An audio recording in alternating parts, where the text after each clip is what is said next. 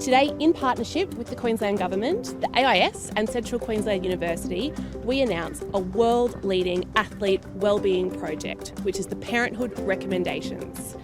These recommendations give sporting organisations of all sizes an evidence-based guide from preconception to parenthood.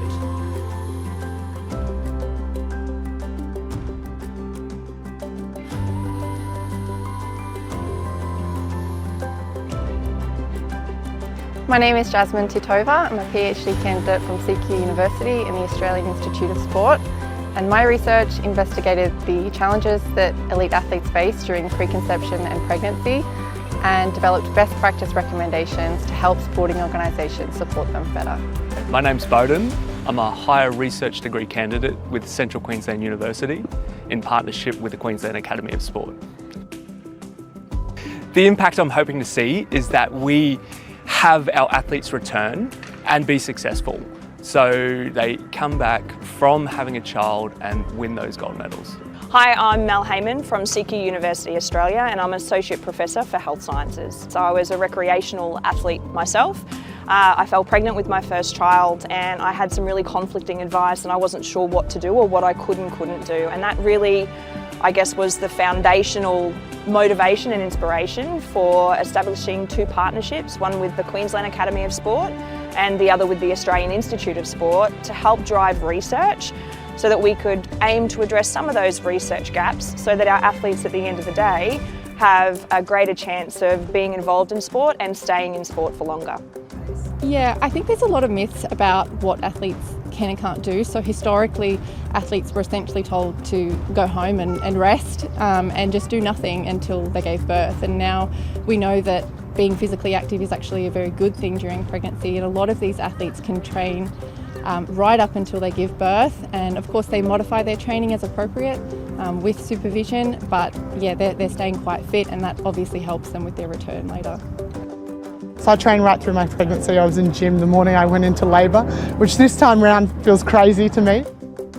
We were able to make some really cool findings and some really cool improvements through my pregnancy, and I did a personal best at 35 weeks or something postpartum and was able to have some of my best results of my career. And I was excited for this journey, being pregnant, to train all the way, and I was just in the pool an hour ago training, pool running, and keeping my fitness levels as high as possible so that this return will be a little easier. And I've really enjoyed this pregnancy for that reason. I think when you're feeling awful or you've got morning sickness, getting out the door and even just doing a little bit of light exercise has been a saviour for me, definitely. Why hasn't this been done before? It seems so simple, yet it hasn't been. We've only recently seen an increase in female athletes competing not only whilst pregnant, but also postpartum and returning successfully.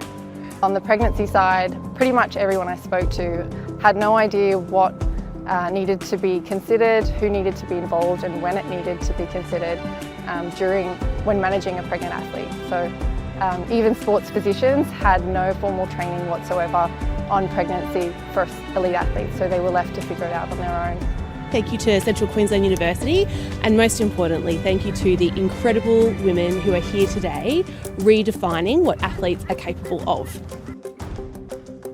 There's a research study coming out hopefully soon on my whole journey through pregnancy and postpartum, and one thing we did learn was that, I guess all the extra, I'm not a scientist, but all the extra juices flowing really helped me make some really good strength gains and some other really cool learnings as well, so I'm excited for that to come out. It's a no-brainer really. Athletes should be able to be athletes as well as mums, and I think that the more that we can do to support that transition, the better off we are, which means that we not only see more of our athletes, but the athletes see an opportunity to be involved as not just athletes, but also as mums, and bring on Brisbane 32, because I guarantee you that there will be more female athletes who are also mums than I imagine ever before, not just in Australia, but globally, because these recommendations really are game changers from a global perspective.